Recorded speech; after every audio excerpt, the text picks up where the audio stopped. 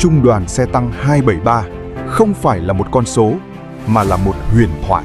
được viết bằng mồ hôi, máu và lòng yêu nước cháy bỏng. Trong khúc Tráng ca Tây Nguyên năm 1975, âm vang thép của những cỗ xe tăng Trung đoàn 273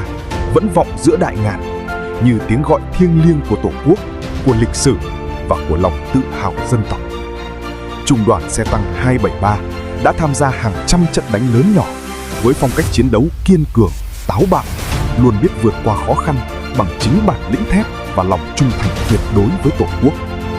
Hình ảnh những người lính của Trung đoàn xe tăng 273 băng rừng, vượt suối,